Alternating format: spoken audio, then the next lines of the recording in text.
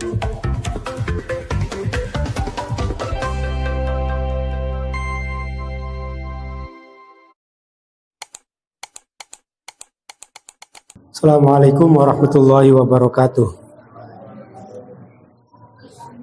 Bismillahirrahmanirrahim. Alhamdulillahilladzi hadana lihadza wa ma kunna linahtadiya laula an hadanallah. Rabbi shrah li sadri wa yassir li amri wahlul 'uqdatam min lisani yafqahu qawli ya fattahu ya alim. Amma ba'd. Para bapak dan para ibu yang saya hormati, salah satu yang perlu kita syukuri pada malam hari ini adalah kita masih diberikan kesempatan oleh Allah Subhanahu wa Ta'ala untuk melanjutkan, untuk melaksanakan pengajian rutin kita setiap Selasa malam Rabu. Dan harapan kita tentu saja yang pertama adalah mendapatkan ridho dari Allah Subhanahu wa Ta'ala. Yang kedua, kegiatan kita setiap malam Selasa ini dicatat oleh Allah sebagai bagian dari ikhtiar kita melaksanakan istiqomah, kegiatan istiqomah yang tentu manfaatnya adalah lebih bagus ketimbang dengan 1000 karomah. Dan selanjutnya kita berharap juga dari pengajian ini mendapatkan sebuah ilmu yang bermanfaat sehingga kita bisa menjalankan kehidupan beragama kita sesuai dengan tuntutan yang benar berdasarkan ilmu dan pengetahuan. Bismillahirrahmanirrahim. Qala al-musannif rahimallahu wa nafa'na bi'ulumihi fid dharain amin ya rabbal alamin. Babul iktikaf wa qiyami Ramadhana. Bab menjelaskan iktikaf dan bab menjelaskan tentang menghidupkan bulan Ramadan. Jadi hadis-hadis yang akan dibacakan pada bab ini adalah hadis-hadis yang nanti erat kaitannya dengan persoalan iktikaf. Yang kedua terkait dengan bagaimana kita menghidupkan bulan Ramadan atau meramaikan bulan Ramadan. Kita tahu bahwa iktikaf dan ikmarul syahri Ramadan, menghidupkan atau meramaikan bulan Ramadan, itu menjadi salah satu syariat, menjadi salah satu aktivitas kegiatan ubudiyah kita yang diperintah atau yang dianjurkan oleh Rasulullah Shallallahu Alaihi Wasallam dan juga oleh Allah Subhanahu Wa Taala. Jadi dari sekian banyak hadis, dari sekian banyak Al-Quran, itu di dalamnya juga mengatur terkait bagaimana kita menyikapi atau melaksanakan sesuatu yang dalam konteks syariat itu dinamakan dengan kegiatan iktikaf. Ada aktivitas kita yang kemudian secara umum adat sebenarnya adalah kegiatan-kegiatan biasa, tapi ternyata itu memiliki nilai ubudiyah, memiliki nilai ibadah. Apa itu diantaranya dari sekian itu? Diantaranya adalah iktikaf. Yang kedua yaitu qiyam Ramadan atau menghidupkan bulan Ramadan. Nah, yang hadis yang pertama dari Abi Hurairah radhiyallahu anhu bahwa Rasulullah Shallallahu Alaihi Wasallam pernah bersabda, "Man qoma Ramadana imanan wahtisaban."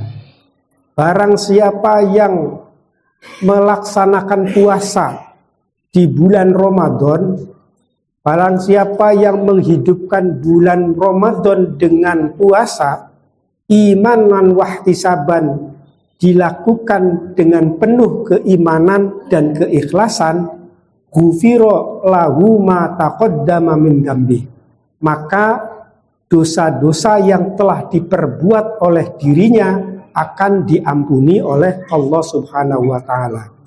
Ghufira lahu ma taqaddama min dzambi, maka diampuni dosa-dosa yang telah dilakukan sebelumnya. Banyak orang yang melaksanakan puasa, kata Rasulullah, la soma man soma al-abad. Tidak dimaknai atau tidak ada fungsi makna puasanya bagi orang yang berpuasa terus menerus. Maksudnya apa? Maksudnya dia hanya sekedar menahan lapar dan dahaga saja dalam melaksanakan puasanya, tetapi tidak berdampak apapun bagi dirinya. Dampak yang paling terasa bagi orang yang melaksanakan puasa adalah dia menjadi orang yang fitrah, menjadi orang yang fitir, atau menjadi orang yang suci. Tetapi faktanya, kata Rasulullah, man soma al-abad. Banyak sekali orang yang puasa berhari-hari, tapi ternyata tidak ada dampak atau hikmah puasa itu sendiri, manfaat yang dibawa dari puasa itu sendiri. Padahal nilai di dalam puasa itu bukan sekedar menahan makan dan minum, tapi bagaimana mengantarkan kita menjadi orang yang fitrah, menjadi orang yang suci kembali. Juga harus memperhatikan terhadap persyaratan-persyaratan kulitnya. Apa itu persyaratan-persyaratan kulitnya? Misalnya harus memenuhi syarat dan rukunnya. Syarat rukunnya puasa apa? Syarat rukunnya puasa seperti yang kemarin kita jelaskan, di antaranya tidak boleh memasukkan sesuatu yang bisa membatalkan puasa dan seterusnya. Itu harus kita perhatikan. Dalam syariatnya yang kita tampak itu kita juga harus kita penuhi. Selain itu juga melibatkan terhadap dimensi spiritual kita. Apa itu dimensi spiritual kita? Yaitu terkait dengan keimanan dan keikhlasan kita. Lalu hadis selanjutnya, wa an Aisyah radhiyallahu anha qalat, kana Rasulullah sallallahu alaihi wasallam idza dakhala al-ashru ay al-ashrul akhirah min Ramadana shadda mi'zarahu wa ahya lailahu wa ayqadha ahlahu, muttafaqun alaih. Dari Aisyah radhiyallahu anha, beliau mengatakan Rasulullah Shallallahu Alaihi Wasallam ketika masuk di hari 10 hari terakhir bulan Ramadan, Rasulullah ketika masuk di 10 hari terakhir bulan Ramadan, ail ashrul akhirah min Ramadan, shadda mi'zarahu, maka Kanjeng Nabi akan mengikat sarungnya. Sarungnya Kanjeng Nabi akan dikencengkan. Artinya apa? Kegiatan-kegiatan ibadah yang lebih serius gitu. Dan ini dilakukan ketika Kanjeng Nabi masuk pada 10 hari terakhir di bulan Ramadan. Wa ahya lailahu, dan Kanjeng Nabi juga ketika masuk 10 hari terakhir bulan Ramadan, dia akan menghidupi malam bulan Ramadan. Malam-malamnya itu akan diisi dengan banyak ibadah. Wa aiqadha ahlahu, dan membangunkan keluarganya. Itu yang dilaksanakan oleh Kanjeng Nabi ketika masuk 10 hari terakhir bulan Ramadan. Wa anha radhiyallahu anha anna Nabiy sallallahu alaihi wasallam kana ya'taqifu al-ashrul awakhir min Ramadana hatta tawaffahu Allahu azza wa jal. Tsumma i'takafa azwajuhu min ba'dih. Dari Sayyidah Aisyah juga radhiyallahu anha bahwa Nabi sallallahu alaihi wasallam melaksanakan iktikaf di 10 hari terakhir bulan Ramadan hatta tawaffahu, sampai Allah mewafatkan Kanjeng Nabi, sampai Kanjeng Nabi wafat. Tumma'takafa azwajuhu, kemudian para istrinya itu baru melaksanakan iktikaf min ba'di, setelah Kanjeng Nabi wafat. Jadi yang dilaksanakan oleh Kanjeng Nabi setiap tanggal 20 bulan Ramadan, 21, 22, 23 dan seterusnya, itu Kanjeng Nabi melaksanakan iktikaf. Kenceng iktikafe, giat iktikafnya. Itu yang dilaksanakan oleh Kanjeng Nabi. Dan ini dilakukan sampai beliau wafat. sampai beliau wafat. Baru kemudian setelah wafat, para istri Kanjeng Nabi itu melaksanakan iktikaf di dalam masjid setelah Kanjeng Nabi wafat. Nah, ini hadis ini menunjukkan bahwa iktikaf itu menjadi bagian dari salah satu aktivitas kita, kegiatan kita, di mana kegiatan itu sebenarnya ya tidak ada bedanya dengan kegiatan adat kita. Bula teka teng masjid, kemudian dodok ketoprok misalnya, duduk saja. Itu adalah kegiatan aktivitas adat, kegiatan biasa kita.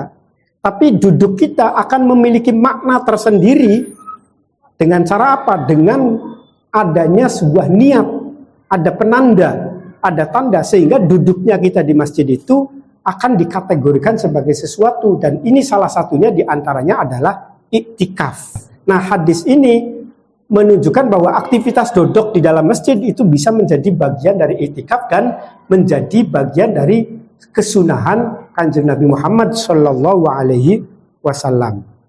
Apa yang dimaksud dengan iktikaf? Kalau iktikaf lughatan itu adalah al-iqamah ala syai' fi khairin aw syarrin. Itu makna iktikaf di dalam lughat secara etimologisnya. Secara bahasanya, yang namanya iktikaf itu adalah menetapi sesuatu, baik itu yang baik maupun yang buruk. Menetapi sesuatu yang baik ataupun yang buruk itu dinamakan dengan iktikaf. Makna iktikaf itu dalam bahasa Arab sebenarnya begitu. Nah, kalau dalam konteks terminologi syaraknya, apa itu yang dimaksud dalam syarak? Yang dimaksud dengan iktikaf menurut kacamata syarak, yang dinamakan iktikaf dalam kacamata syarak itu adalah iqamatun bimasjidin bisifatin makhsusatin. Jadi iqamatu masjidin, menang bimasjidin, di dalam masjid. Menang di dalam masjid bisifatin makhsusatin, dengan cara-cara yang telah ditentukan. Jadi ada cara-caranya untuk iktikaf itu punya cara. Ada cara-caranya. Maksudnya apa? Bisifatin makhsusatin itu, yaitu terkait dengan rukun dan syaratnya iktikaf. Kalau kita melaksanakan sesuatu duduk di masjid dan itu bisa dikatakan iktikaf, maka kita lihat memenuhi enggak terhadap syarat dan rukunnya. Ana wong dodok ning jero masjid, lalu kita tebak-tebakan wong kan lagi kira-kira lagi dodok biasa ta lagi iktikaf.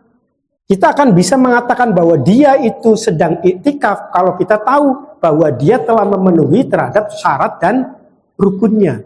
Oh, dia sudah memenuhi syarat dan rukunnya, sehingga itu bisa dikatakan sebagai orang yang sedang beriktikaf. Duduk sekedar wong kang istirahat, hanya istirahat saja, dodok padu ngilangaken pegel misalnya ini jero masjid. Itu akan punya makna yang berbeda.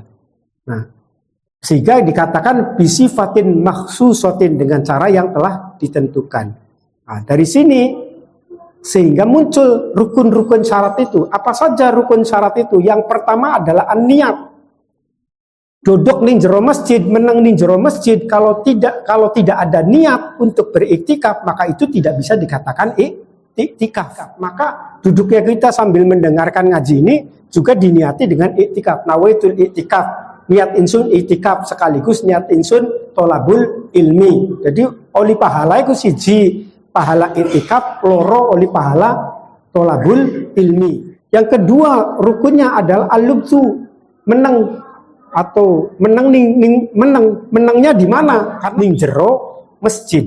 Jadi lamunan menang ning jaba masjid, ning pelatarane masjid misalnya, atau ning terasnya masjid, teras sesuatu yang tidak bisa dikatakan masjid, maka itu tidak bisa dikatakan iktikaf. Apakah masjid itu masjid jami atau tidak? Tergantung. Kalau dilaksanakan sholat Jumat, maka dikatakan sebagai sholat jami atau masjid jami. Kalau tidak dilaksanakan di dalam masjid tersebut, maka tidak dikategorikan sebagai masjid jami. Nah, menurut para ulama, sebagian para ulama, salah satu syaratnya yang harus dijadikan tempat iktikaf itu adalah masjid jami. Yang keempat, rukunnya adalah asyakhsu al-mu'takif atau seseorang yang beriktikaf.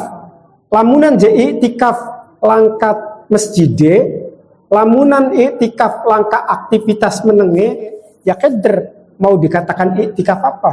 Itu iktikaf ya. Ini diwonge yang orang lakal sing lah kesana kenapa ya berarti tidak ada sesuatu yang dinamakan dengan iktikaf. Syaratnya harus ada orang yang melaksanakannya.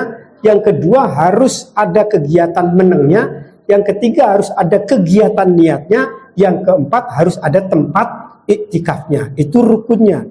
Nah syaratnya orang yang melaksanakan itu harus bagaimana? Syaratnya harus orang Islam. Bagaimana kalau non muslim menang di masjid, nawaitul iktikaf nih juru masjid, tapi dia bukan orang muslim, non muslim, dia tidak sah, tidak bisa dikatakan sebagai orang yang sedang iktikaf. Yang kedua syaratnya harus orang yang punya akal. Bagaimana kalau orang junun, orang yang gelo, orang yang edan, orang yang stres, ya nggak bisa dikatakan sebagai orang yang sedang melaksanakan iktikaf. Iktikafnya nggak sah.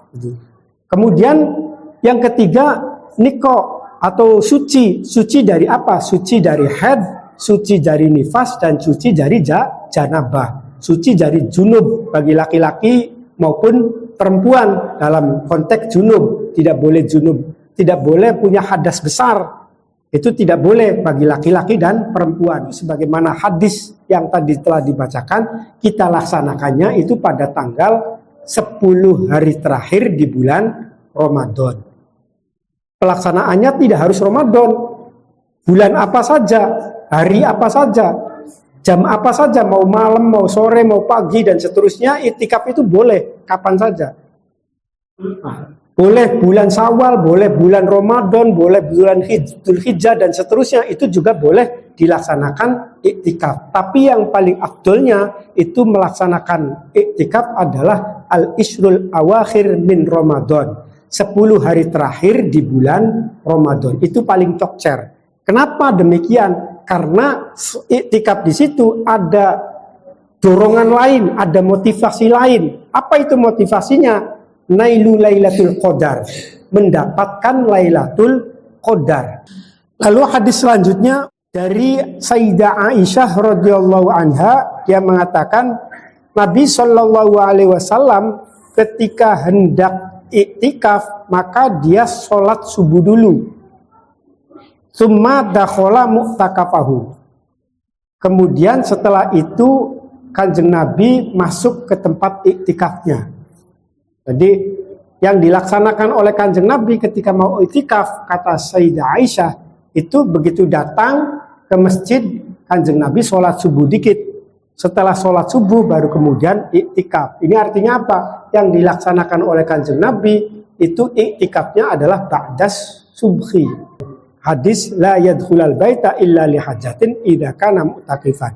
Nah niki kula kiambek maksud dari apakah ini bahasa kiasan atau bahasa majaz gitu ya, majaz, atau saya enggak, karena gambarannya sulit. Yang bisa saya gambarkan itu sangat sulit sekali. Idza kana Rasulullah la yadkhulu alayya ra'sahu wa huwa fil masjid fa urajjilahu. Bahwa Kanjeng Nabi ketika melaksanakan iktikaf di dalam masjid kemudian memasukkan kepalanya di kamarnya Sayyidah Aisyah nyureni gitu. Apa tongol mancing terus endase bae begitu kan, kayaknya bingung yang demikian. Nah, kemungkinan ini hanya sebuah majaz saja. Wa anha qalat wallahu a'lam bishawab. Cukup nih. Al-Fatihah. A'udzubillahi minasyaitonir rajim. Ar-Rahmanir Rahim. Maliki yaumiddin. Iyyaka na'budu wa iyyaka nasta'in. Ihdinas siratal mustaqim. Siratal ladzina an'amta 'alaihim ghairil maghdubi 'alaihim waladdallin. Assalamualaikum warahmatullahi wabarakatuh.